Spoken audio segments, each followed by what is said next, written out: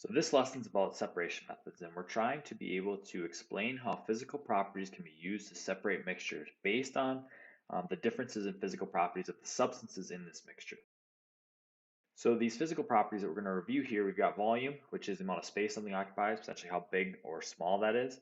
We got the density is how tightly packed those molecules are inside that substance, it's the amount of mass per unit volume. We got solubility, which is whether or not something dissolves in something else. We've got magnetism, which matters for some metals, but it doesn't for other ones. It's that attractive force that they feel. Some are magnetic and some are not. And then you've got melting boiling points, which again, we used in the last video. We talked about how that could be used in a fractioning column to separate out the different parts of like crude oil. So these are the physical properties that we're going to be talking about today as we separate mixtures. And so the first step as we're trying to separate mixtures is we figure out what are the differences in physical properties. And if we had a mixture, let's say we had a bowl full of sand and salt, and we want to be able to separate those two. We want to get the salt out and figure out how much salt there was in this mixture. We'd have to think about what are the differences in physical properties of these things. So let's look at the first one. Let's say volume, right? That was how much space something occupies. That's supposed to be a U. But if we look at the volume of these two, they look very similar to each other. They're both really greeny, and so there's not really a difference in physical properties, so we're probably not going to be able to use that to separate our mixture. We could look at density. Okay, well, I was looking this up just a little bit ago, and they do have a different density. The difference is like 1.67 grams per centimeter cubed to 2.27 grams per centimeter cubed. So we might be able to use density as a way of separating our mixture. So we could kind of check that out. They do have different densities. We could look at solubility. Right? Does one dissolve um, and does the other one not? And so if you look at this one for sure, solubility is definitely a big difference between these two because salt is going to dissolve in water, and we know that sand is not going to dissolve in water. And so that's a huge difference in physical properties, and so we should really come back to that one. We could think about magnetism. Well, as far as I know, neither one of these are magnetic, so that's not going to be something that we can use to separate this mixture. We could think at melting. I'm going to go M slash boiling point, melting boiling point. If you think about these two, I don't really think that's something that's going to be able to help us. So what we identify here is we identify the one physical property that is, there's a key difference between these two substances in this mixture. If we had our bowl of salt sand, and then we focus on that one and we figure out how can we separate this mixture based on that physical property. And so no matter what you're separating, that's the first step that you want to do is figure out what's different about these two substances that are in here.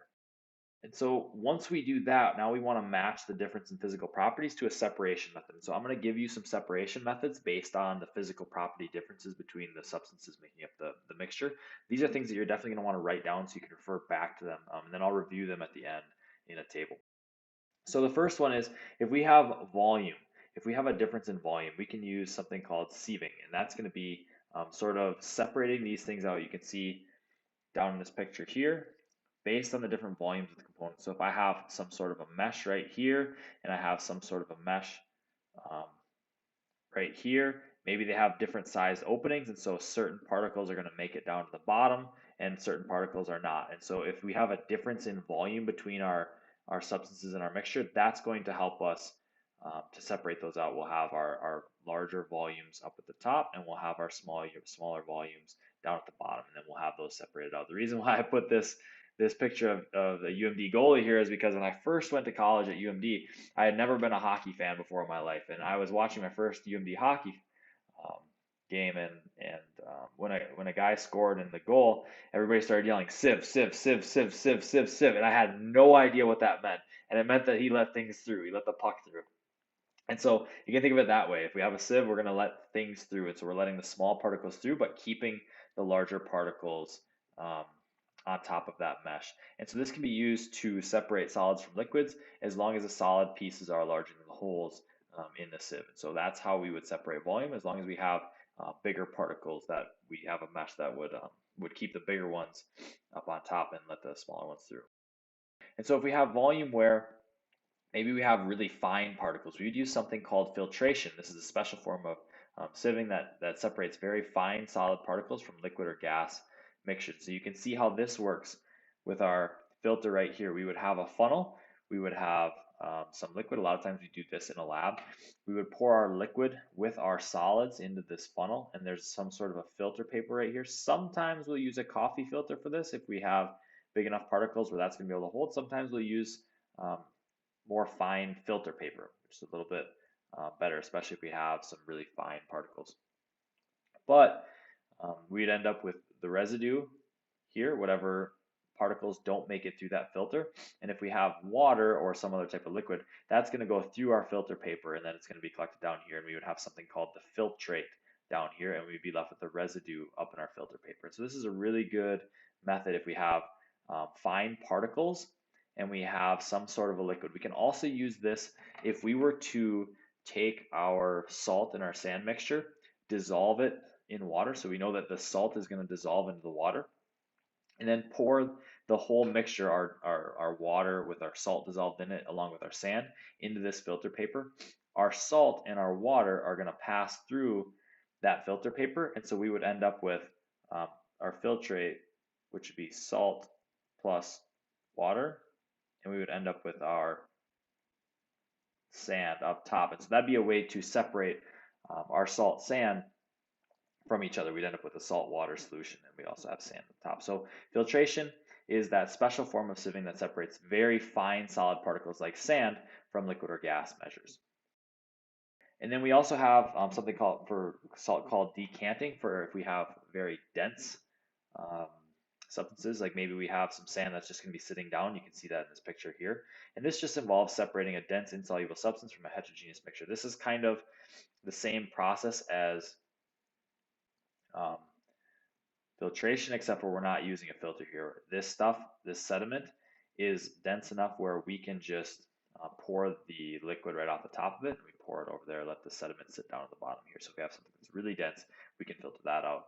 Maybe if we had something like a metal or some rocks or something like that, we would just be able to pour that liquid right off over the top, and we'd be able to let our fine particles sit down at the bottom there. And so decanting, again, is only really useful if the solid particles readily settle on the bottom. If they're suspended up in here, like maybe we have some particles that are up in this liquid, we really wouldn't want to use decanting, because then we're going to end up with all of our particles down here. We want to make sure that we can separate this sediment from whatever liquid that we're pouring off in here. So decanting is another method that we can use based on the density of the particles. Again, if there's something that's really dense in there, we can decant it off. So solubility is going to be, remember, that's our difference between salt and sand. And if we have a difference in solubility, we're going to use something called evaporation in order to recover the dissolved solids from the solutions. And so if you think back to, what was it, 2-3 slides ago when we did filtration with our salt sand, we dissolved a bunch of salt into the water. We poured that into filter paper. We had our sand left up on the top in our filter paper, and we had our salt water solution down in the bottom.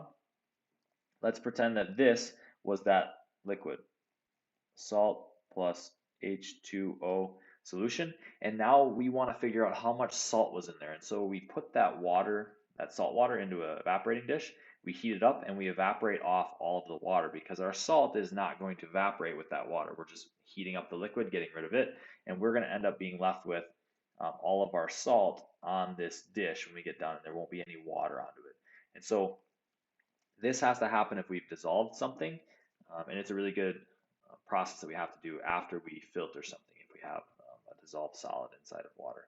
And so we can either boil it or we can just leave it uncovered depending on how much water we have. If we have a lot of water, we can evaporate that off. And one thing to note on here is that if we have a ton of water in here, it's going to take a really long time to evaporate. And so if you are filtering something, you would want to make sure that you use as little water as possible to make sure that you don't have to evaporate everything off. Now, you don't want to use a tiny amount of water where you're not dissolving all of the salt, like for example, if we're using our salt sand solution. But you want to make sure that you're not using just buckets and buckets of water to dissolve it. Yes, you will dissolve all of the salt, but you're going to have to evaporate all of that liquid. So it's important to know where you're going as you're separating your solutions. But if there's a difference in solubility, you should think evaporation and then think of what you have to do before that evaporation to make sure that you're getting what you want in order to separate out our salt for that part. So solubility, you want to use evaporation. And then there's magnetism. So if we have two different substances in a mixture, which one is magnetic and one is not, we can use magnetic separation. This is going to be where we use a magnet to pull the magnetic particles, like our iron filings, out of our mixture. And it's really nice to have this diagram here showing that we have a plastic sheet in between our magnet and our mixture so that we don't get all of these iron filings sticking onto our magnet, because then they're going to be hard to take off. We might lose some.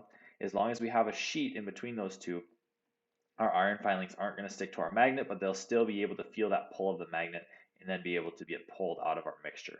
And so that's how you would do this. Again, we can follow the magnet over here, and we go down so it sits in that pile, and then we go back over, and then we come back up to grab more irons with that. So if you have magnetic materials and non-magnetic materials, you can use magnetic separation to get them. And then boiling point, this is one where if you have two liquids that have different boiling points, you can do something called distillation. It's similar to evaporation, but now we're going to be evaporating off one of the liquids and one is not going to. So let's say we had, in a common distillation procedure, maybe we have something like ethanol, alcohol, and we have water in here. Well, one of those is going to evaporate at a lower temperature. The ethanol is going to evaporate first. And so what we do is we heat this mixture up so that it is above the boiling point of the ethanol, but below the boiling point of the water. And all of our ethanol is going to evaporate off here, but our water, H2O, is going to be stuck down in here. Now this vapor, this ethanol vapor, is going to go down in through this condenser. We move water through here. It's going to cool it down and turn it back into liquid, and we will end up getting all of our ethanol,